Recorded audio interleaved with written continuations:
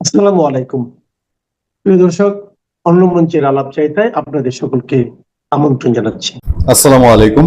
আমার কাছে যে খবর, আমার নিজস্ব অভিজ্ঞতা, আমার সাংবাদিকতার অভিজ্ঞতা এবং আমার বিশ্লেষণ এবং আমার যেটা ধারণা, তার উপর করে আমি আপনাদেরকে বলে রাখি, আওয়ামী লীগ ফিরবে। আওয়ামী লীগ ফিরবে, এটা বাস্তবতা। আওয়ামী লীগ, যেটা আওয়ামী লীগের লোকজন, বাংলাদেশের ভেতরে যে আওয়ামী লীগের কোটি কোটি ফলোয়ার, তাদের লাখ লাখ অ্যাক্টিভিস্ট যারা আছেন, তারা যে ধরনের আওয়ামী লীগ চান, এই ধরনের আওয়ামী লীগে ফিরবে। তবে সেটার সময়টাও যদি বলেন, আমার ধারণা থেকে সেই সময়টা হচ্ছে এবছরের শেষ দিকে কোনো না কোনো একটা পরিবর্তন হবে। যত আলোচনাই হচ্ছে শিরিন শারমিন দিয়ে আওয়ামী লীগ, সাবের হোসেন চৌধুরী দিয়ে আওয়ামী লীগ, আইবি রহমান আওয়ামী লীগ, সেগুলো আসলে ততটা বেশি গুরুত্বপূর্ণ কিনা, এগুলো এখনো ম্যাচিউর পর্যায়ে তৈরি হয়েছে বলে অনেকেই মনে করছেন না। যাক, আমি যার বক্তব্যটা করছি বা যার বক্তব্যটা আপনাদের তুলে ধরছি, আপনাদের কাছে মনে হতে পারে এমন কি, কিন্তু আমার কাছে গুরুত্ব হলো ভদ্রলোক বিএনপি।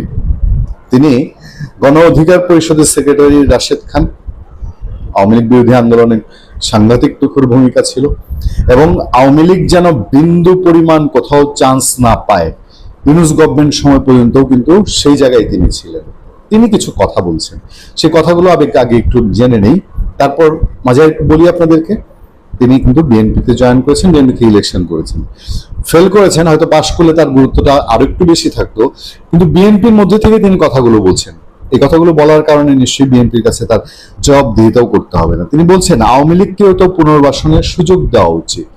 আচ্ছা, ছাত্রলীগের নেতাকর্মীদের জন্য এনসিপির দরজা খোলা থাকলে আওয়ামী লীগকে কেন পুনর্বাসন করা হবে না জানতে চেয়েছেন গণ অধিকার পরিষদের সাবেক সাধারণ সম্পাদক ও বর্তমানে বিএনপি নেতা রাশেদ খান। ওই যে ছাত্রলীগের সাবেক নেতারা এনসিপি করতে পারবেন, এনসিপির আহ্বায়ক নাহিদ ইসলাম বলেছে না, আমি চাই, আমার আমার আমার ইচ্ছা যে আওয়ামী লীগের লোকজন দলে দলে গিয়ে এনসিপিতে যোগ দেয়। আমি একটু দেখতে চাই যে এই লোকগুলা এনসিপিতে যোগ দিলে পরে এনসিপির অবস্থাটা কি হয়, এবং যখন আওয়ামী লীগের নিষেধাজ্ঞাটা উঠে যাবে তখন এনসিপি এর মূল্যটা কি দিয়ে দেয়। কারণ আওয়ামী লীগের কেউ আওয়ামী লীগ থেকে পরিবর্তন হচ্ছে না, যেমন বিএনপি কেউ 17 বছরে বহু বিএনপির কোটি কোটি মানুষ আমরা চিনি, দেখেছি এই দেশে, তারা দাঁতে কামড় দিয়ে পড়েছিল, বিএনপি ছেড়ে যায়নি। কিছু পরিবর্তন, এগুলো হাইব্রিড, এরা চিরকালই ক্ষমতাসীন দলের লোক, hybrid BNP, hybrid Awami League, কিন্তু অরিজিনালটা চেঞ্জ হয় না। আওয়ামী লীগের লোকজনও চেঞ্জ হওয়ার, আপনি দেখবেন যে এত ঝড় তুফানের মধ্যেও দল বদলের পরিমাণটা তুলনামূলক অনেক কম। তো এনসিপি নাহিদ ইসলাম যতই বলুক, টোপ দেখ যে আগে ছাত্রলীগ করছে, এখন আমাদের এনসিপিতে আসলে সমস্যা নেই, আমরা আশ্রয় দিব, আমরা এক সময় আওয়ামী লীগ হব, বহু দূরকাবাদ। যাক, রাশেদ খান বলেছেন আওয়ামী লীগকেও তাহলে আন্ডারগ্রাউন্ডে না পাঠিয়ে দিয়ে পুনর্বাসনের সুযোগ দেওয়া উচিত। রবিবার সংবাদ সম্মেলনে এনসিপির আহ্বায়ক নাহিদ ইসলাম বলেছেন, অতীতে কেউ ছাত্র দল করুক, ছাত্র শিবির করুক, ছাত্রলীগ করুক, এটা আমাদের কাছে মুখ্য নয়। আজকে থেকে যখন কেউ এনসিপিতে আসবে, তিনি এনসিপির সংগঠক, এনসিপির নেতাকর্মী হিসেবে কাজ করবেন, এনসিপির আদর্শকে ধারণ করে কাজ করবেন। নাহিদ ইসলাম এমন মন্তব্যের পরিপ্রেক্ষিতে বিকেলে নিজের ভেরিফাইড ফেসবুক পেজে এক পোস্টে মন্তব্য করেন রাশেদ খান। বলেন, যেহেতু অতীতে ছাত্রলীগ করলেও বর্তমানে এনসিপি করা যাবে, তাহলে অতীতে আওয়ামী লীগ করলে তারা কেন রিফাইন্ড আওয়ামী লীগ করতে পারবে না? আওয়ামী লীগ একটি বিশাল দল, এদের সবাইকে আন্ডারগ্রাউন্ডে না পাঠিয়ে দিয়ে পুনর্বাসনের সুযোগ দেওয়া উচিত। তিনি আরো বলেন, আওয়ামী লীগের কেউ এনসিপিতে পুনর্বাসিত হোক, কেউ জামাতে, কেউ রিফাইন্ড আওয়ামী লীগ হিসাবে, আশা করি এটাতে এমপি হাসনাত আব্দুল্লাহ কোনো আপত্তি থাকবে না। তিনি সংসদে দাঁড়িয়ে এই প্রস্তাব উত্থাপন করে কণ্ঠভোটে পাশ করিয়ে আনবেন। মজার একটা খেলা খেলেছে রাশেদ খান। রাশেদ খানকে আমন্ত্রণ জানিয়েছিলাম আজকে আমাদের শোতে আসার জন্য, ব্যাটে বলে মিলেনি, আরেকটা টক শো আছে, নিশ্চয়ই এই কন্টেন্ট আপনারা দেখবেন যারা দেখতে দেখতে, অন্তত এখন পর্যন্ত সেই প্ল্যান আছে রাশেদ খানকে নিয়ে এই দুটি বিষয়ে। এবং এর আগের দিন তিনি হুট করেই বললেন যে নূরকে মন্ত্রী পরিষদ থেকে সরিয়ে দেওয়ার জন্য জামাত ইসলাম শিবিরের লোকজন, মানে গণ অধিকার পরিষদের ভেতরে থাকা, তারা কাজ করছে। ফিরে আসেন আওয়ামী লীগ প্রেক্ষাপটে। রাশেদ খান এখন বিএনপি নেতা হিসেবে কথাটা বলছেন। বিএনপি কিন্তু এই টুকটাক কাজটা করেছে, সংসদে আইন পাশের, এটা বিএনপি করতে হতো, বিএনপি এর বাইরে যাওয়া সম্ভব ছিল না। আর বিএনপির নেতারা ঢাকঢোল পিটিয়ে এনসিপির মতো কিন্তু এটা সালাউদ্দিন আহমেদ বলেন, তারেক রহমান তো নয়, মির্জা ফখরুল ইসলাম আলমগীর, কেউই কিন্তু বলছে না যে আওয়ামী লীগকে আর জীবনে আমরা বাংলাদেশে আসতে দিব না। তারা কেউই বলছে না যে আওয়ামী লীগ এই দেশ থেকে চিরতরে মুছে গেছে। তারা শুধু বলছে আওয়ামী লীগ তার কুকর্মের ফল পাচ্ছে। এটা অনেকেই মনে করেন আওয়ামী লীগ যে অবস্থায় চলে গিয়েছিল এই অবস্থায় আওয়ামী লীগ ছিল না। এই যে এখন যারা আওয়ামী লীগ, এরা হলো পোর খাওয়া অরিজিনাল আওয়ামী লীগ, পোর খাওয়া আওয়ামী লীগ। এই আওয়ামী লীগরা আওয়ামী লীগ ক্ষমতায় থাকার সময় তাদের কাউকে দেখা যেত না। আমি এর আগে একটা আলোচনা আপনাদেরকে বললাম না, যারা বিপদের দিনের আওয়ামী লীগ, সুদিন আসলে এদেরকে মূল্যায়ন করা হয় না, এদেরকে সামনেও দেখা যায় না, এদেরকে পেছনে ঠেলে রাখা হয়। সেই পেছনে ঠেলে রাখা জনগোষ্ঠীটা অনেক বড়, সে অনেক বড় জনগোষ্ঠী দিয়ে একটা আওয়ামী লীগ ফিরে আসবে। এইটা বাংলাদেশের বাস্তবতা বলে, বাংলাদেশের অতীত অভিজ্ঞতা বলে যে বিএনপিকে দমিয়ে রাখা যায়নি, জামাত ইসলামীকে নিষিদ্ধ করা যায়নি, ফলে আওয়ামী লীগের মতন সমর্থন পুষ্ট একটা দলকেও নিষিদ্ধ করা যে কোনো সরকারের জন্যই সো টাফ। যে দেশের প্রধানমন্ত্রী পাস্ট বলতে গিয়ে ফিউচার বলে ফেলে সংসদে দাঁড়িয়ে, যেই দেশের প্রধানমন্ত্রী বিশ্ববিদ্যালয়কে প্রাথমিক বিশ্ববিদ্যালয় বলে ফেলে, প্রাথমিক শিক্ষা প্রতিষ্ঠানকে, যে দেশের প্রধানমন্ত্রী, যে লোক মারা গেছে ৭৬ সালে, বলেন যে ৭৯ সালে এসে তিনি জিন্দা হয়ে তিনি ধানের শীষ মার্কা দিয়ে গেছেন, যে প্রধানমন্ত্রী এমন সব কথা বলে যেগুলো হাস্যকর, তার বয়ান, যাকে আমি মুস্তাকা প্রধানমন্ত্রী বলি, তো সেই প্রধানমন্ত্রীর সরকার কতটুকু কূটনৈতিক বুদ্ধি রাখতে পারে বলে আপনি মনে করেন? সম্ভব না তো। তিনি যে উপদেষ্টা যাদের রেখিয়েছেন, যাদের উপদেষ্টা হিসেবে অপদেষ্টা হিসেবে রেখেছেন, দেখলাম তো বাঘা উপদেষ্টা সব। ওই ভারতের কিছু গালি দিলেই আপনি উপদেষ্টা এই দেশে, বাংলাদেশে। মানে ভারতের যদি গালি দিতে পারেন আর বঙ্গবন্ধুকে গালি দিতে পারেন, আওয়ামী লীগকে সমালোচনা করতে পারেন, তবে আপনি বাংলাদেশের উপদেষ্টা হয়ে যাবেন। সেটা তত্ত্বাবধায়ক সরকার হোক অথবা সেটা মানে রাজনৈতিক দলের সরকার হোক, সেটা অনুরোধের আসরের ইলেকশন হোক অথবা ইলেকশন সারার সরকার হোক, আপনি বঙ্গবন্ধুকে গালি দিবেন, ভারতকে গালি দিবেন, একটু এক চিমটি, এক মুঠো হিন্দু বিরোধিতা, এক মুঠো বঙ্গবন্ধু বিরোধিতা, আর এক গাবলা আওয়ামী লীগ বিরোধিতা মিক্সার করবেন। যে স্যালাইন, এই স্যালাইন যদি খাওয়াইতে পারেন, আপনি উপদেষ্টা হইতে পারবেন, প্রধানমন্ত্রী তো আবার সেক্রেটারি হইতে পারবেন, আপনি আর কিছু না হলেও আপনি রাষ্ট্রদূত দিতে পারবেন, যা ইচ্ছা তাই করতে পারবেন, কোনো সমস্যা নেই। তো এই কূটনীতিক, এই বুদ্ধি দিয়ে আপনি কি করবেন? শুধু ভারত বিরোধিতা দিয়ে তো আপনি দেশ চালাইতে পারবেন না। দেশ চালাইতে গেলে সারা পৃথিবীর জ্ঞান লাগবে। আমরা তো বড় বড় পণ্ডিত না, কিন্তু আমরা তো বুঝি। আর বিএনপির মুরদি নাই, জামাতের মুরদি নাই ইরানের পক্ষে বিবৃতি দেয়া। আমার তো বলে আমি নাকি ইরানের বিরুদ্ধে, আমি তো ইরানের বিরুদ্ধে থাকবোই, কারণ আমি তো তেহরানের কোনো কষায়ের পক্ষে তো আমি নিতে পারবো না। আমি কেন ইরানের বিরোধিতা করবো না?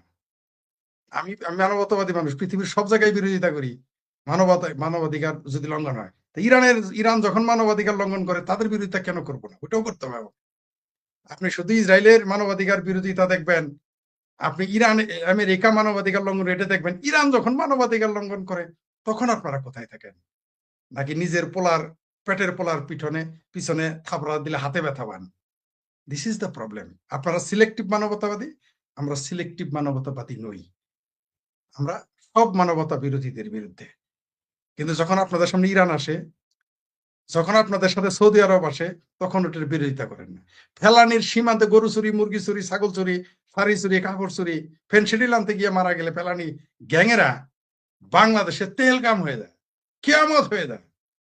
ভাঙ্গু মুসলমান, রাজনীতিবিদ হিন্দু, মানে কিছু হিন্দু মানুষও, বৌদ্ধ খ্রিস্টানও কিছু, আবার বিএনপি জামাত চিকরাচিকরি শুরু করে দেয়।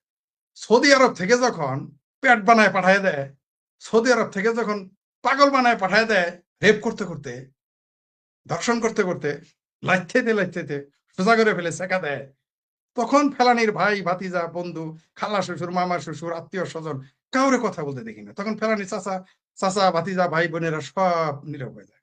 তখন শাহবাগও কাঁপে না, পল্টন ময়দানও কাঁপে না, বাইতুল মুকাররমও কাঁপে না, কোনো মসজিদের মিম্বরও কাঁপে না। কিন্তু একটা মেয়ে যদি ভারতে গিয়ে পেট বানায় এরকম লাথিতে বের করে দিত, ভারত থেকে চাকরি নিয়ে গেলে, ভিসা করে সৌদি আরব গিয়েছে, আসার সময় জিন্দেগি তেজপাতা, কেউ সম্ভব। তখন আপনাদের মানবাধিকার কোথায় থাকে? আপনি ইরানে মানবাধিকার ধ্বংস হয়েছে বললেন, ইরান যখন মানবাধিকার আসলে এই কথাটা আমি মানে অনেকে আবার বলবে যে ভাই নাই তখন বলাটা আমি তাকে উদ্দেশ্য করে বলতেছি। ইরানের কারণে কত লক্ষ মুসলমান মারা গেছে মিডল ইস্টে। ইরান যে হিজবুল্লাহ নামের সন্ত্রাসী সংগঠন বানাইছে, হামাস নামের সন্ত্রাসী সংগঠন বানাইছে, হুতি সন্ত্রাসী সংগঠনকে অস্ত্র দেয়, সেটা সন্ত্রাস না? ওই দুবাইয়ে দুবাই এবং সৌদি আরবের কারণে ইয়েমেনে লক্ষ লক্ষ মানুষ মারা গেছে, সুদানে দুবাইয়ের কারণে লোক মারা যায়। তখন আপনাদের মানবতাবাদ এবং মুসলিম প্রেম, ইসলাম প্রেম কোথায় যায়? যখন পাকিস্তান হামলা করে আফগানিস্তানের শিশু মেরে ফেলে 1 বছরের, 70 বছর বৃদ্ধ মেয়ে মেরে ফেলে প্রথম রোজার দিন, তখন আপনাদের ইসলাম প্রেম, মুসলমান প্রেম কোথায় যায়? এটা আমি বললে ফরিদ তুই ইহুদি নাসারা হয়ে গেছিস, তোরে এজাইলাম দিতেছে, তুই এজাইলামের জন্য এগুলা করাস, তোর ইহুদি নাসারা টাকা দেয়, ভারত টাকা দেয়, আওয়ামী লীগ তো টাকা দেয়, আওয়ামী লীগ তোমার টাকা বস্তায় বস্তায় টাকা দেয়, ওটা তো কোনো কথাই নেই। এই হচ্ছে আমাদের দেশের মানবতা। যেটা আমি ইরানের যেটা বললেন, আমাদের যে আপনি কূটনীতির কথা বলতেছেন, বাংলাদেশের রাজনীতি তো বোঝার ক্ষমতা তারেক রহমান। আমি ভেবেছিলাম এই ভদ্রলোক 17টা বছর বিদেশে ছিল, আমি ভেবেছিলাম অনেক জ্ঞানী হয়ে ফিরে আসবে। এটা আমার একটা ধারণা ছিল যে বাংলাদেশের রাজনীতির আমূল পরিবর্তন করবেন, এটা আমার একটা ধারণা ছিল অবচেতন মনে। কিন্তু কিছু শিখে নাই, বরং আরো বড় গবেট হয়ে ফিরেছে।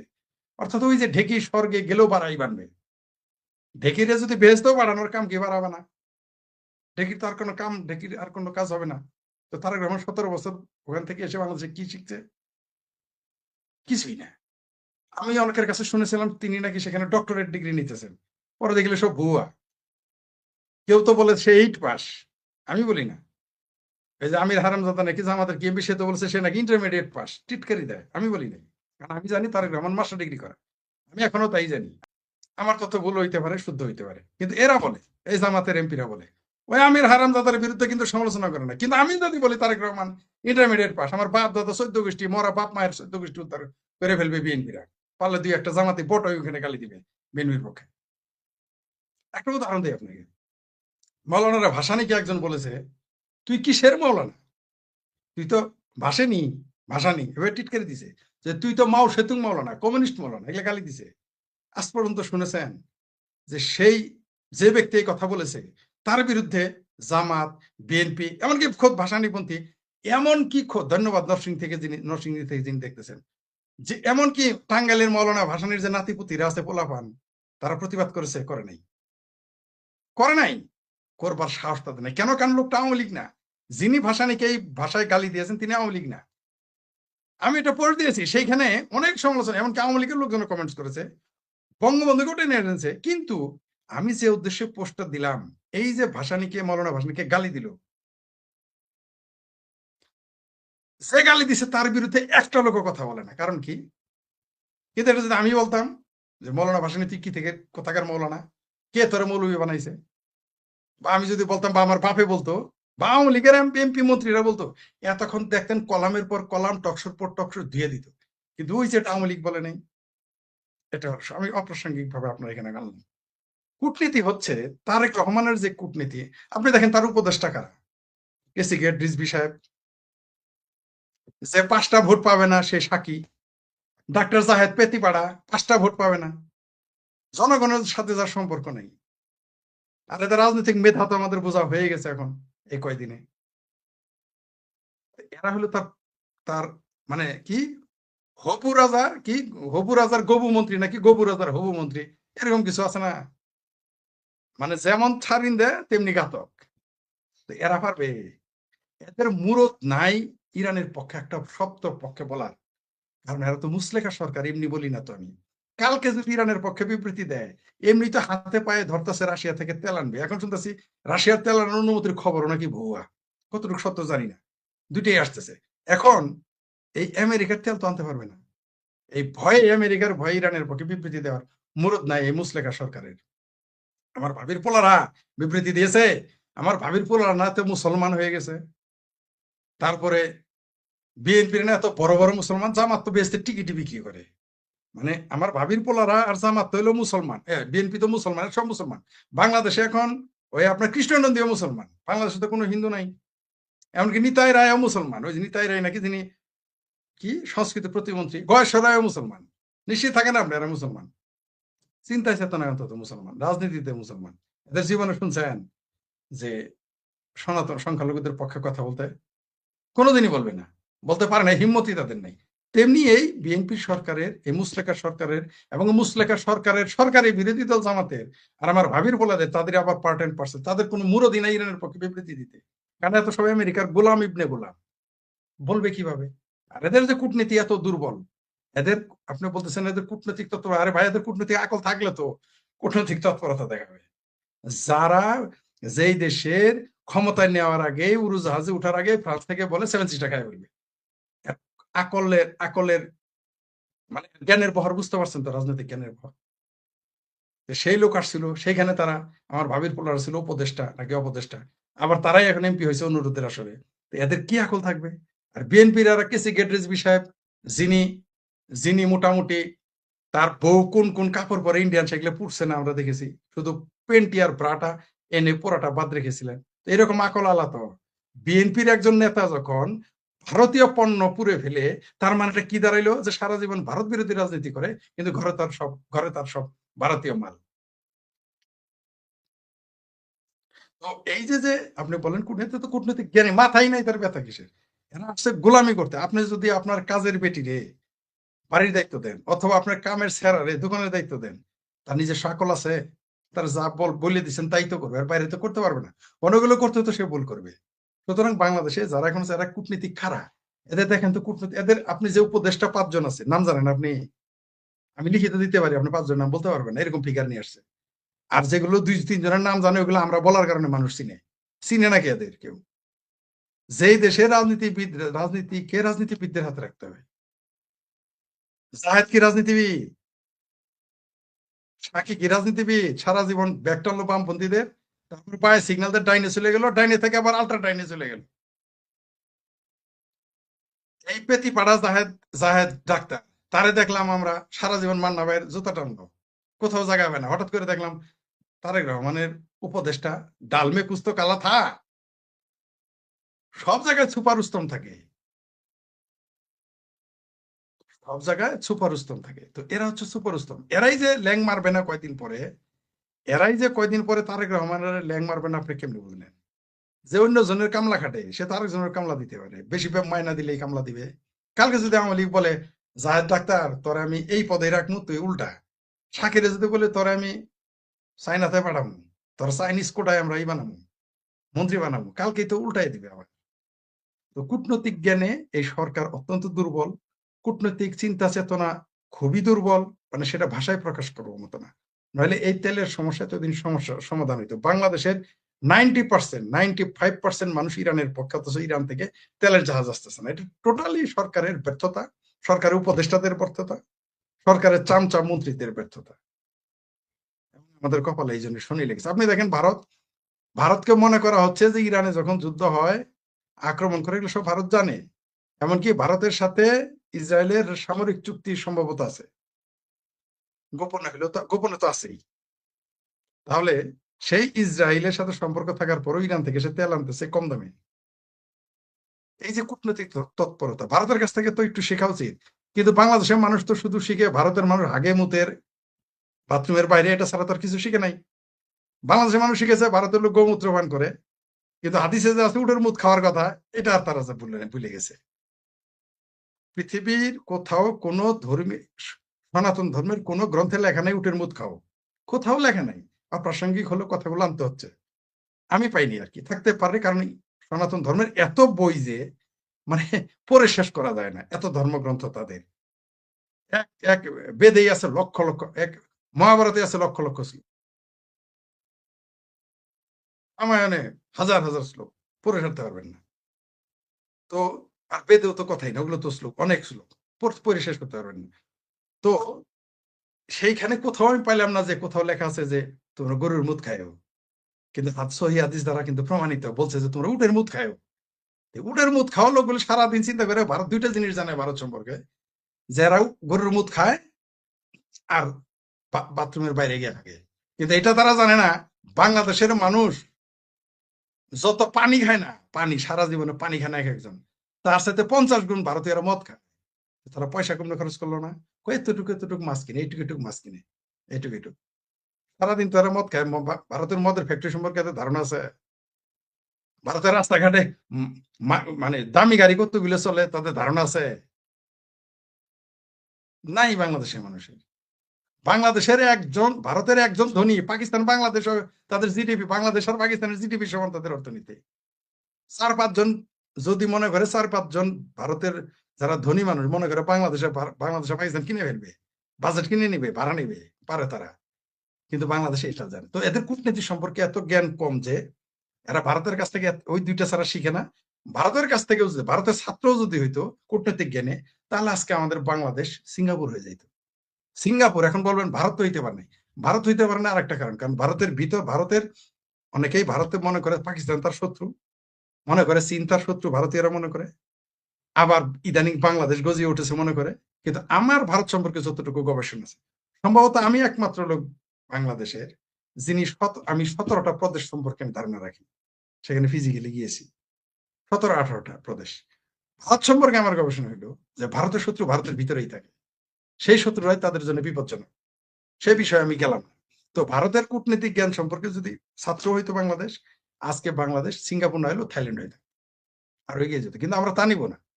আমরা তো কোথাও থেকে ভালো জিনিস নিব না, আমরা ভালো জিনিস নিতে রাজি না। আর আপনি কূটনীতি যেটা বললেন, আমাদের কূটনীতিতে আমরা একেবারে পৃথিবীতে সবচেয়ে যদি দুর্বল কূটনীতির দেশ বলেন এই মুহূর্তে, সেটা হচ্ছে বাংলাদেশ। তার জন্য আমরা ব্যর্থ হচ্ছি, ব্যর্থ হবো। এগুলো ফাটেনি, মাটির মধ্যে আছে, এগুলো সাফ করতেছে কেন? আপনারা কি জানেন যে মার্কিন সেনাবাহিনী সেখানে ঢুকেছে, এগুলো পরিষ্কার করতেছে এবং তাদের লাল গালিচা সংবর্ধনা দিয়েছে। এই IRGS নাকি বিপ্লবী তেহরানের কসাইয়ের বিরাট দল, বিরাট ইমানদার, বিরাট সাহসী, শক্তিশালী, যারা আল্লাহ চৌথ আসমান পর্যন্ত দল করে ফেলতে পারে। তারা এখন লাল গালিচার সংবর্ধনা দিয়ে আমেরিকান সৈন্যদের নিয়ে ওগুলো এখন পরিষ্কার করতেছে ইরানের ভূমিতে। এটা বাংলাদেশের বাঙ্গদের বলে রাগ করে কমিউনিস্ট পার্টির এটা শুনে, তুই কি কস এগুলা বানায় বিষয়টা এরকম, আমি না এগুলা বানাই বলি। এই হচ্ছে আমাদের দেশের সমস্যা। তো হরমুজ প্রণয় শুনেন, আরবরা এবং ইরানিরা আমাদেরকে আসলে মুসলমান মনে করে। তো আরবরা তো মুসলমান মনে করে না, তারা তো ঘোষণাই দিয়েছে। শুধু আমাদের না, বাংলাদেশ, ভারত, পাকিস্তান তথা ভারতবর্ষের মুসলমানদের তারা বলে আধা মুসলমান, বা কখনো বলে হিন্দু মুসলমান, বা মুসলমান হিন্দু বলে না, বলে এরা হিন্দু মুসলমান। আর ইরান কি বলে আমরা এখনো জানি না। এখন ইরানের একটা পরিষ্কার করতে হবে। সুতরাং তারা তো ভারতকে দিয়েছে, কারণ কি? কারণ ভারত ছাড়া ইরানের চলবে না। ইরানের জাহাজে গুলি করেছে, ভারতের জাহাজে গুলি করেছিল, এর জন্য ইরান তার রাষ্ট্রদূতকে কৈফিয়ত তাকে তলব করেছে, কারণ ভারত সেখানে খাদ্য পাঠিয়েছে, ওষুধ পাঠিয়েছে। তো আমাদের দেশে এই নিউজগুলো আসবে না, কারণ আমাদের দেশে এই নিউজগুলো আসলে বললামই তো, এদের খতনা আবার জোর তালি লাগা হয়ে যাবে, ওই চামড়াটা আবার জোড়া হয়ে যাবে, আবার মুসলমান না আবার হিন্দু হয়ে যাইতে পারে, এই ভয় এগুলো। আর বাংলাদেশের জনগণ, আপনি যদি ইসরায়েলের কোনো পক্ষে নিউজ ছাপেন, ও পত্রিকা অফিস তো থাকবে না। আপনি যদি ইরানের বিরুদ্ধে কোনো নিউজ ছাপেন, এই দেশে পত্রিকা অফিস তো থাকবে না। অথচ এই বাংলাদেশের বাঙ্গুরা, এরা কিন্তু সেই 80-র দশকে যে ইরানের প্রায় 8 থেকে 10 বছর যুদ্ধ চলেছে, তখন কোন যুক্তিতে সাদ্দামের পক্ষ নিয়েছিল, এটা কিন্তু আমার ভাবির ফোলার এখন জানে না। আমার স্পষ্ট মনে আছে যাদের নাম এখন সাদ্দাম কেন রাখা হয়েছিল, সাদ্দামের নাম অনুসারে। বাংলাদেশের 99 জন সাদ্দাম, যারা 90 দশকের পরে জন্মিছে, সেগুলো কিন্তু ইরাকের প্রেসিডেন্ট সাদ্দামের নামের অনুকরণে। এই সাদ্দামের পক্ষে বাংলাদেশের 99% মুসলমান ছিল। তখন কেন ইরানের পক্ষে নেয় নাই? কি কারণে? এটা যদি প্রশ্ন করি, তুই শালা নাস্তিক। যদি প্রশ্ন করি এখন ইরান আর আমেরিকা কেন একই সৈন্যবাহিনী জলপথের মাইন পরিষ্কার করতেছে, বা ইরানের ভূমিতে কেন মার্কিন সৈন্য, তুই শালা ইহুদি দালাল। তুই শালা আমেরিকার। একজন লেখছে আমি নাকি, ট্রাম্প নাকি আমাকে রেশন দেয়। এই হলো অবস্থা। তো ট্রাম্পের রেশন আছে দেখে তো দিতেই পারে, কিন্তু ইরানের তো ট্রাম্প রেশন দেওয়ারও ক্ষমতা নাই। আপনারা কেন ইরানের পক্ষে? আপনারা কেন তেহরানের কসাইয়ের পক্ষে? আপনি আমেরিকার বিরোধিতা করতে পারেন, 100 যুক্তি থাকতে পারে। আপনি ইসরায়েলের বিরোধিতা করতে পারেন, 1000 যুক্তি থাকতে পারে। কিন্তু আমার একটা যুক্তি আমাকে দেন, যে যারা মাথায় কাপড় না থাকলে পিটিয়ে মেরে ফেলে হাতুড় দিয়ে এবং ধর্ষণ করে মেরে ফেলে, সেই তেহরানের কসাইদের আপনি কোন যুক্তিতে সমর্থন করেন, এটা আমাকে একটু বোঝান। তখন বলে তুই শালা নাস্তিক, তুই শালা ধর্ম বিরোধী, তুই শালা ইসলাম বিরোধী। আরে ভাই, ইরানের শেয়ারা তো মুসলমানই না সুন্নিদের দৃষ্টিতে। আপনি একটা লামাযহাবিকে বাংলাদেশের লামাযহাবির আলেমের মুখ দিয়ে বের করতে পারবেন যে ইরানের শেয়ারা মুসলমান? বা আপনি ওই কিছু পীর আব্বাসির মুখ দিয়ে বের করে দেন দেখি ও তো লামা যাবি না, এক গাব গাছে না গাব গাছে। বলেন তো দেখি যে শিয়ারা মুসলমান? এখন বলবে না কোনো কথা। তুমি প্রশ্ন করলেই বলে তুই নাস্তিক, উত্তর দিতে না বলে তুই নাস্তিক। এজালামের জন্য নাকি ফালাফালি করি। আরে ভাই আমার যে বয়স, আমি এজালাম নিয়ে কোন কচুটা করবো? আমারে বলে এজাইলাম, আরে ভাই আমি এই বয়সে যে এজাইলাম নিয়ে কোন কচু করবো? কি করব আমি? আমার কি আয় রোজগার করার যোগ্যতা নাই, ব্যবসা করার যোগ্যতা নাই? বিদেশে গেলে পরে খাটতে হবে আরো বেশি। আর আমার এজাইলাম নেওয়ার জন্য এই 1999 সাল থেকে শুনতেছি আমি নাকি এজাইলাম নেওয়ার জন্য নাকি কথা বলি। এখন এটা পুরান কথা, যাই হোক সেটা অন্য বিষয়। আপনি যে শিরোনামটা দিয়েছেন সেটা নিয়ে বলি। সেটা হলো যে হরমুজ প্রণালীতে বাংলাদেশের যে শিপ যেতে দিচ্ছে না ইরান, কারণটা কি? আমাদের বাংলাদেশে তো সব লোক তার পক্ষে, সরকার তার পক্ষে, সরকারি বিরোধী দল। বাংলাদেশে কিন্তু একটা মচৎকার জিনিস এসেছে, সেটা হচ্ছে যে পৃথিবীতে কিন্তু সব বিরোধী দল থাকে, বাংলাদেশে একমাত্র দেশ যেখানে থাকে সরকারি বিরোধী দল। সেটা জামাত, সেটা হেফাজতের একটা আছে কি হারাম জালাল নাকি কি যেন এমপি, নাকি হারামজাদা নাকি কি যেন হানজালা মানজালা নাকি কি যেন নাম, সে আছে। তারপর আমার ভাবির পোলার আছে 6 জন, আরো স্বতন্ত্র 2-1 জন আছে। তারপর আপনার আরো ভাই বিড়াল আনছেনি, ভুলে যেন কুকুরের ছানা দেখেন না, তাহলে কিন্তু পুরো আপনার ফতোয়া দিব এই আমজনতা, দেখবেন সাবস্ক্রাইবার অর্ধেক চলে যাবো। যাই হোক, যেটা বলতেছিলাম সেটা হলো যে আমাদের একমাত্র শেখ হাসিনাই শুধু স্বীকার করেছিলেন যে আমার বাড়িতে আমি কুকুর পুষি। আমার মনে হয় তার কুকুরগুলোই শুধু বেইমানি করে নাই, আর সবাই তার সাথে কম বেশি বেইমানি করেছে। যাই হোক, আর কেউ সাহস পায় নাই বলতে কুকুর পোষার কথা। যেটা বলতেছিলাম যে অনেকেই বলেছে শেখ হাসিনা নাকি মৌলবাদী, অনেকেই বলেছে মৌলবাদীর প্রশ্রয়দাতা, বলেছে মৌলবাদীর প্রশ্রয়দাতা শেখ হাসিনা হলে তিনি কুকুর পুষতেন। প্রশ্নই আসে না, প্রশ্নই আসে না, এটা কিন্তু কেউ বলবে না। এই কথাটা আমি প্রথম আপনাদের সামনে নিয়ে আসলাম। যাক, সেটা প্রসঙ্গ আলাদা। ইরান আমাদেরকে চিনে ফেলেছে, ইরান আমাদেরকে দেখতেছে কার চোখে? ভারতের চোখ দিয়ে। ইরানকে যতই আপনি, ইরান আর ভারতের সম্পর্ক হচ্ছে 4000 বছরের, তাদের প্রীতি থাকবেই, নিশ্চিত থাকেন। শুধু তাই না, যে ইরান এখন রেডি আমেরিকার কাছে, তার আমেরিকা বলছে ইউরেনিয়াম আমার কাছে দাও, কিন্তু ইরান বলতেছে না আমি ভারতকে দিব, পাকিস্তানকেও না। পেয়ারা পাকিস্তানকে তারা বিশ্বাস করে না, আর পাকিস্তান বিশ্বাসের যোগ্যও না, কারণ তারা হচ্ছে ডলার পেলে মাকে বিক্রি করে দিতে পারে। তো তাদের পক্ষে তো সবই সম্ভব। আর পাকিস্তান হচ্ছে এমন রাষ্ট্র যে নিজের দেশের নাগরিককে হত্যা করে, 71 সালে করেছে, এখনো 75 বছর, প্রায় 75 বছর যাবৎ বেলুচিস্তানে মুসলমানদের মারতেছে, যে নিজের রাষ্ট্রের নাগরিকদের হত্যা করে, ধর্ষণ করে, খুন করে, কিডনি বেঁচে ফেলে। নাগরিকের কিডনি বেঁচে পৃথিবীর একটাই রাষ্ট্র, সেটা হলো চোখ বেঁচে, সেটা হলো পাকিস্তান সেনাবাহিনী। সেই পাকিস্তান সেনাবাহিনীর মুখ পাড়াইছে, সেই পাকিস্তান সেনাবাহিনীর সিলসিলা গ্রহণ করছে বাংলাদেশের সেনাবাহিনী ওয়াকারেরা, তার জন্য আজকে আমাদের দেশের এই অবস্থা। আর যেটা বললাম যে ইরান আমাদেরকে মোটামুটি আধা তালাক, 1 তালাক 2 তালাক বোধহয় দিয়ে রাখছে, 5 তালাক এখনো দেয় নাই। দেখা যাক কি হয়, দেখা যাক। কূটনীতিক নয়, সরাসরি রাজনীতিক।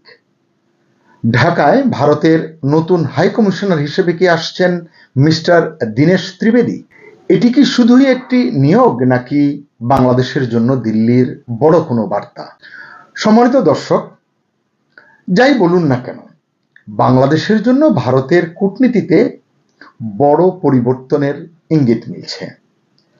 দীর্ঘদিনের প্রচলিত প্রথা ভেঙে, নিয়ম ভেঙে পেশাদার কূটনীতিকের বদলে একজন অভিজ্ঞ রাজনৈতিক ব্যক্তিত্বকে ঢাকায় পাঠাতে চাইছে দিল্লি। ভারতীয় গণমাধ্যমের খবর বলছে, ভারতের সাবেক কেন্দ্রীয় মন্ত্রী এবং বর্তমান বিজেপি নেতা ঢাকায় বর্তমান হাইকমিশনার প্রণয় ভার্মার স্থলাভিষিক্ত হতে যাচ্ছেন। মিস্টার প্রণয় ভার্মা ইউরোপীয় ইউনিয়নে ভারতের রাষ্ট্রদূত হিসেবে ব্রাসেলসে বদলি হয়েছেন, এটি আপনারা ইতিমধ্যেই জেনেছেন।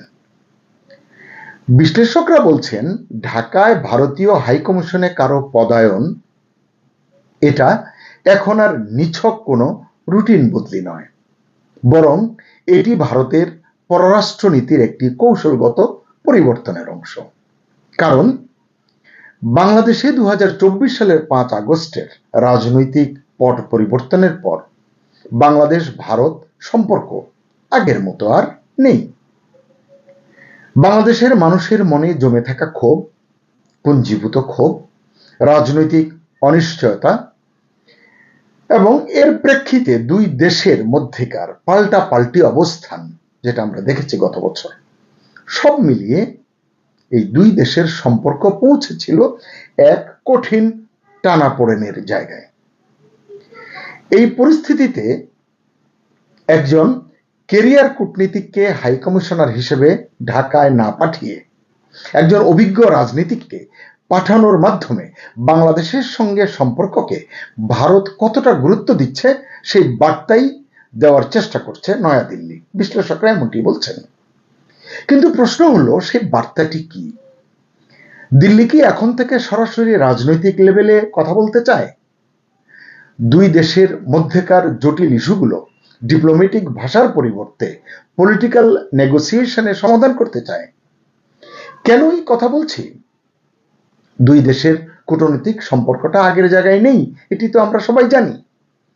ইউনূসের 18 মাসের অপশাসনে, অকূটনৈতিক কথাবার্তায়, আচার আচরণে, অযোগ্যতায়, অভব্যতায় একেবারে তলানিতে গিয়ে ঠেকেছিল এই দুই দেশের সম্পর্ক।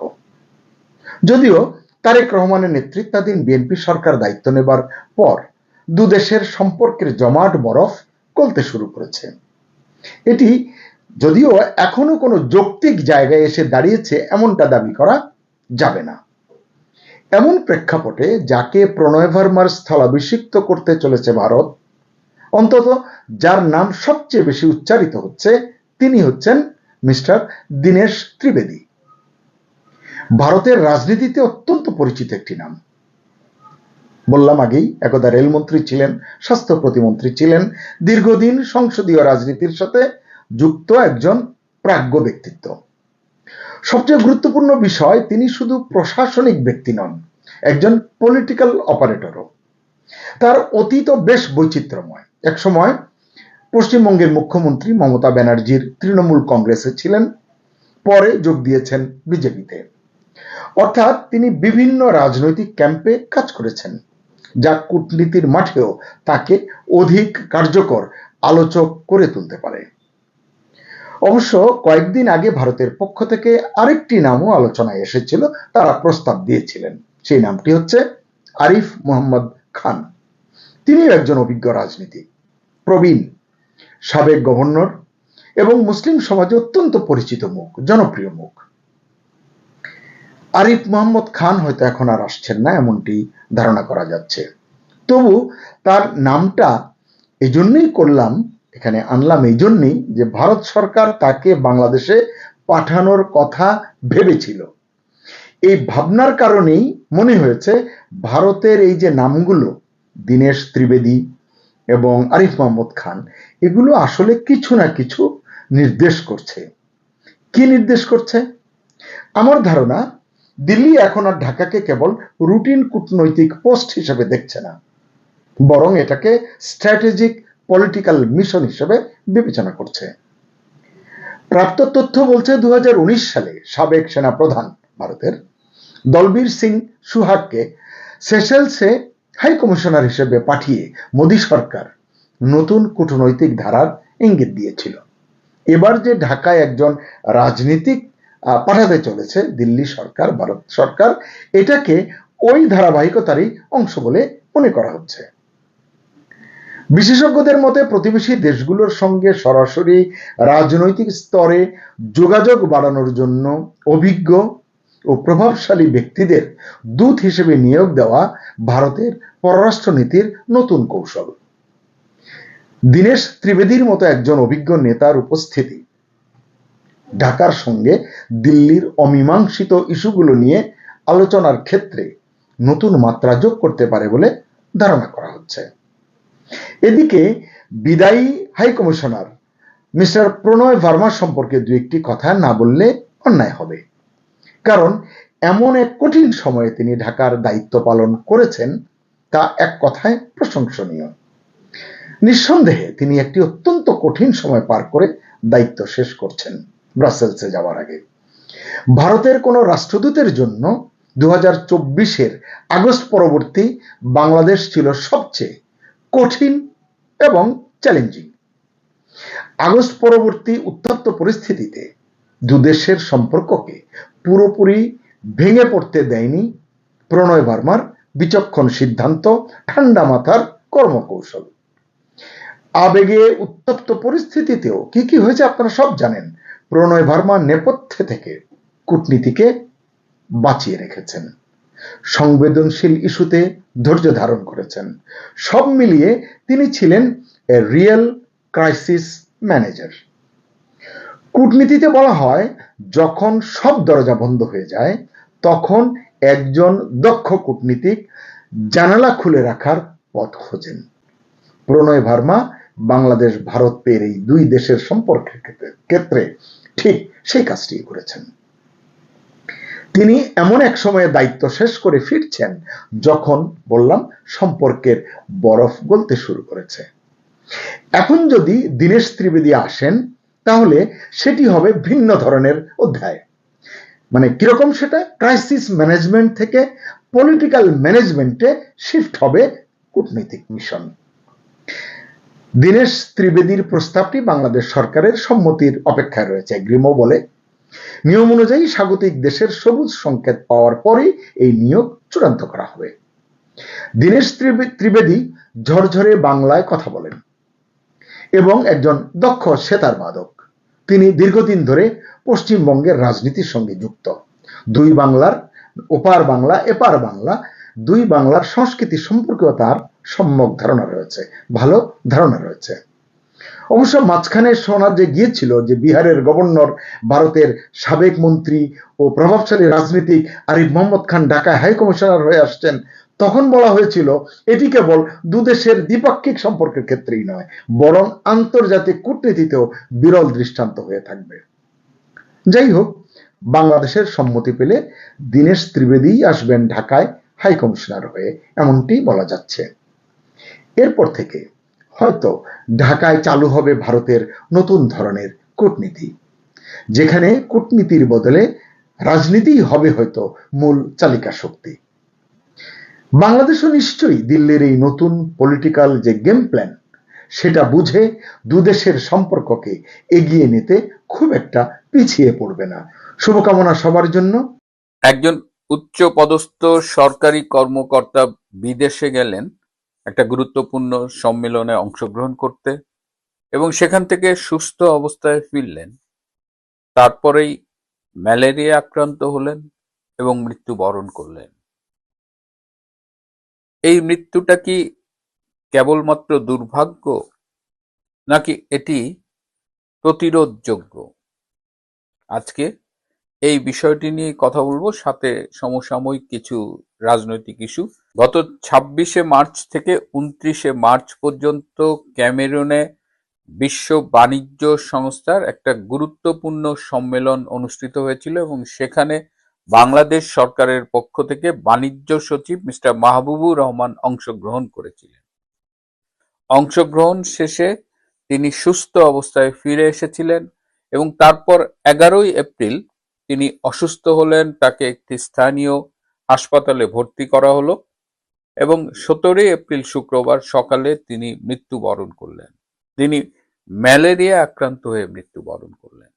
আমরা জানি যে আফ্রিকার দেশ ক্যামেরুনে ম্যালেরিয়ার ব্যাপক বিস্তার রয়েছে এবং এখানে ম্যালেরিয়া আপনারা জানেন যে একটা মশার মাধ্যমে ছড়ায়, অ্যানোফিলিস নামের একটা মশা, এবং একটা প্যারাসাইট প্লাজমোডিয়াম ফ্যালসিপেরাম, এটা সবচেয়ে ভয়াবহ প্যারাসাইট এবং এটা আক্রান্ত হলে দেখা যায় যে এই সেরিব্রাল ম্যালেরিয়া বলে বা মাল্টি ফাংশনাল, যেমন কিডনি ফেইলিওর বা অন্যান্য ফেইলিওর হতে পারে। মানে ম্যালেরিয়ার এমন জটিলতা হয় যার থেকে মৃত্যুর ঝুঁকি অনেক বেড়ে যায়। তো সেই ক্যামেরুনে গিয়েছিলেন আমাদের বাণিজ্য সচিব, 58 বছর বয়স। আমার যেসব বন্ধুরা এই ঢাকা বিশ্ববিদ্যালয়ে MBA করেছেন তাদের সমসাময়িক, 1 বছরের জুনিয়র হয়তো। তো তার মৃত্যুটার, আজকে আমি তার মৃত্যুর কারণটা জানতে পারলাম, এটা আসলে খেয়াল করিনি আগে। বন্ধুরাই বলা বলি করছিল যে ম্যালেরিয়ায় মারা গেছে। তখনই বিষয়টা আমাকে স্ট্রাইক করলো যে একজন সচিব ক্যামেরুনে গেলেন এবং সেখানে তিনি ম্যালেরিয়ার রোগ জীবাণু নিয়ে এলেন, বাংলাদেশে এলেন, ম্যালেরিয়া আক্রান্ত হলেন। এই বিষয়টা কি খুব স্বাভাবিক বা স্রেফ দুর্ভাগ্য? আমরা বিদেশে যাই, বিদেশে যাওয়ার আগে প্লেনের টিকিট কাটি, ভিসা করি, বিদেশে গিয়ে কোথায় থাকবো, এবং সবাই যার যার সাধ্যমতো চেষ্টা করি কিন্তু একটু ভালো থাকার, একটু সম্ভব হলে বিজনেস ক্লাস বা সব দিক দিয়ে আমরা চেষ্টা করি। কিন্তু আমরা কি একবারও যে দেশে যাচ্ছি সেই দেশের স্বাস্থ্যের অবস্থা কি, সেই দেশে কোনো রোগের বাড়তি ঝুঁকি আছে কিনা এবং তার জন্য আমাদের কোনো প্রস্তুতি নেওয়া দরকার কিনা, এটা নিয়ে কি আমরা কখনো ভেবে দেখি? এটাকে বলা যায় যে ট্রাভেল কনসালটেশন মেডিসিন। যেমন আমরা যে প্রতিষ্ঠানে জব করি, বিশেষ করে ইউনিভার্সিটিতে জব করি, যদি আমরা কোথাও কনফারেন্সে যাই বা ভ্রমণে যাই, আমাদের একটা ফর্ম ফিল আপ করতে হয়, এবং স্মার্ট ট্রাভেলারের একটা ওয়েবসাইট আছে, ডাব্লিউএইচওরও আছে, সিডিসিরও আছে এরকম ট্রাভেল গাইড, যে কোনো দেশে যাওয়ার আগে দেখে নিতে হয় যে ওই দেশের জন্য পার্টিকুলার কি প্রিভেন্টিভ মেজার্স নেওয়া উচিত।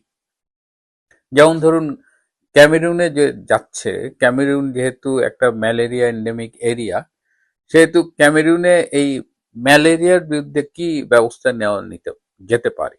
ম্যালেরিয়ার বিরুদ্ধে তো কোনো ভ্যাকসিন নেই, কিন্তু ম্যালেরিয়ার বিরুদ্ধে কিন্তু প্রিভেন্টিভ মেজার্স হিসেবে বিভিন্ন ওষুধ খাওয়া যায়। মানে ভ্রমণের আগে এটা শুরু করতে হয়, ভ্রমণকালীন এই ওষুধটা খেতে হয়, এবং দেশে ফিরে আসার পরেও কয়েকদিন কন্টিনিউ করতে হয়। এইটা যদি করা হয় তাহলে এই জটিলতাগুলো এড়ানোর সম্ভব অনেক ক্ষেত্রেই। এছাড়া মশার জন্য মসকিটো রিপিলেন্ট, এই যে গায়ে মাখে, যে এটা আমিও কোথাও গেলে আমার ব্যাগের মধ্যে রিপিলেন্টটা রাখি। তো সচিব সরকারের একটা গুরুত্বপূর্ণ ব্যক্তি, তার জন্য আমি জানি না এই প্রস্তুতিগুলো ছিল কিনা। এই প্রস্তুতি থাকার তো কোনো আমি কারণ দেখি না, যেহেতু তিনি এভাবে মারা গেলেন। আমরা এই যেটা বলছিলাম যে আমরা কোথায় থাকবো, কোন ক্লাসে ট্রাভেল করব, হ্যাঁ, ভিসা, বিদেশে যাচ্ছি, এটার জন্য অনেক প্রস্তুতি থাকে, কিন্তু জাস্ট একটা 15-20 মিনিটের একটা ডাক্তারের সাথে কনসালটেশন, ডাক্তারের কাছ থেকে শুনে নেওয়া, নিজে একটু সচিব, তার তো নিশ্চয়ই অনেক অধস্তন কর্মকর্তারা ছিলেন, তাদের তিনি বলতে পারতেন। হ্যাঁ, কিন্তু আমার মনে হয় যে এই প্র্যাকটিসটা বাংলাদেশে নেই। বাংলাদেশে এই সরকারি সফরে যারা যান, এমনকি যারা বেসরকারি সফরে নিজের প্রয়োজনে যান, তাদেরও এটা বোধহয় এখন ভাবার সময় এসেছে যে একটা হেলথ আসপেক্টটাও দেখা উচিত, যে ভ্রমণে যাচ্ছি এর জন্য একটা হেলথ ক্লিয়ারেন্সের বিষয়টা বিবেচনায় থাকা উচিত। এবং এটা বিভিন্ন প্রতিষ্ঠান, স্পেশালি সরকারি প্রতিষ্ঠান, সরকারের উচ্চপদস্থ কর্মকর্তা, তাদের জন্য তো এটা বাধ্যতামূলক করা উচিত, এবং সেক্ষেত্রে এই মৃত্যুগুলো ঠেকানো যায়। না হলে 58 বছরে একজন সচিব মারা যাবে, এটা দুঃখজনক। এবং যেহেতু আমি নিজেও পাবলিক হেলথের মানুষ, আমি মনে করি যে প্রিভেন্ট করার যে জায়গাগুলো আছে সেখানে প্রিভেনশনের উপর আমাদের কাজ করা উচিত। এই যেটা, যেমন এই যে বাচ্চাদের আমরা টিকা দেই, এই যে হামের টিকা সময় মতো দেইনি বলে শত শত বাচ্চা মারা গেল, কিন্তু আমাদের মাননীয় প্রধানমন্ত্রী তারেক রহমান এই যে ভ্যাকসিন না দেওয়ার এই ব্যর্থতাটা চাপানোর চেষ্টা করলেন ভ্যাকসিন প্রদানে অত্যন্ত সফল শেখ হাসিনা সরকারের উপর। অথচ আজকে আমি একটা ফোন পেলাম বাংলাদেশ থেকে, বললেন যে সচিবালয়ে যেদিন ডক্টর ইউনূসের বিশেষ সহকারী অধ্যাপক সাইদুর রহমান খসরু এই যে HPNSP, health population and nutrition sector প্রোগ্রামটা বাতিল করলেন, সেদিন সবাই, তার অফিসের স্টাফরা, সচিবালয় সবাই তাকে মানা করেছিল যে স্যার এটা করেন না, এটার একটা খুব বাজে একটা অ্যাডভার্স ইফেক্ট হবে, এটা যদি বাতিল করেন এটার ভয়াবহ একটা পরিণতি হবে। এই চোরা খসরু সেদিন বলছিল হলে দেখা যাবে।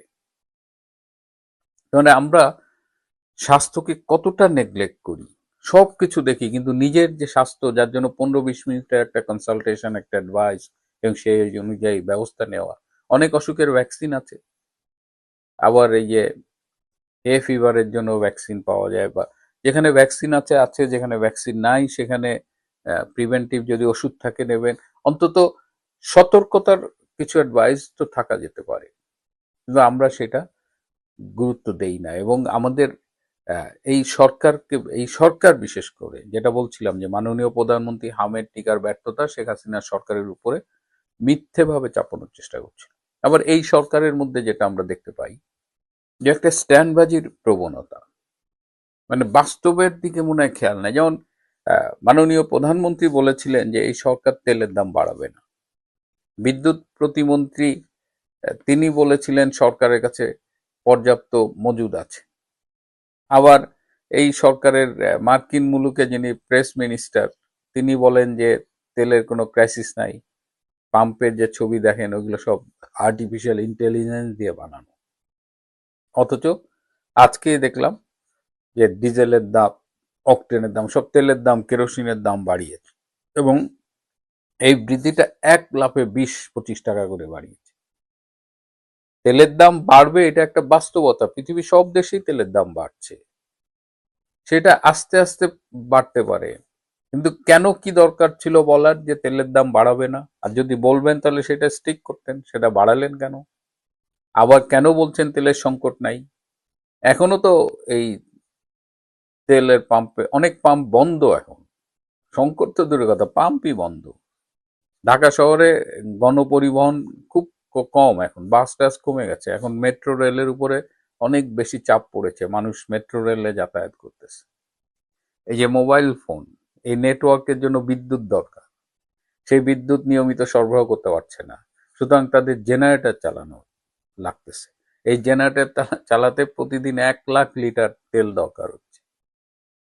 তো এই ক্রাইসিস গুলোকে সরকার ম্যানেজ তো করতে পারছেনই না, বরং তারা back to the future travel করতেছে।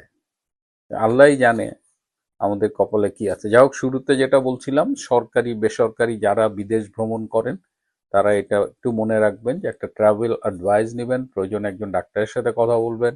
এই ইনফরমেশনগুলো গুগলেও আছে, এবং যে দেশে যাচ্ছেন সেই দেশের কি কি ভ্রমণ স্বাস্থ্যগত ঝুঁকি আছে সেই ঝুঁকিগুলো জেনে সেই ব্যবস্থা নিতে পারেন কিনা সেই চেষ্টাটা করতে পারেন। তাহলে হয়তো আমাদের এই মাহবুবুর রহমানের মতো গুরুত্বপূর্ণ ব্যক্তিদের হারাতে হবে না। আমরা সব ভালোবাসি নিজেকে ছাড়া, সবকিছুর ব্যাপারে খেয়াল রাখি নিজের স্বাস্থ্য ছাড়া। তেল দেখা যাচ্ছে, জানা যাচ্ছে না, শোনা যাচ্ছে না, এখন তো দেখাই যাচ্ছে যে উপচে পড়ছে। সরকার চিঠি দিয়ে বলছে সরকার এই তেল নিতে পারছে না, কারণ সরকারের তেল রাখার জায়গা নেই। এসব অসঙ্গতিপূর্ণ, অসামঞ্জস্যপূর্ণ এইসব চিত্র যে বাস্তবতা প্রতিষ্ঠিত করে তা হচ্ছে সরকারের প্রতিষ্ঠান, অঙ্গ প্রতিষ্ঠানগুলো অচল, বিকলাঙ্গ, অকার্যকর, নিষ্ক্রিয়। আমি এটাই বলবো, এই মনে হওয়াটাও সরকারের সেই ব্যর্থতারই আলামত, ব্যর্থতারই বহিঃপ্রকাশ। সত্য বিকৃত হয়ে গেছে, আড়াল হয়ে গেছে, এবং সন্দেহ এবং সন্দেহান হওয়ার মতো পরিস্থিতি জন্ম দিয়েছে। এখানেই সরকার বলি হয়ে যাচ্ছে।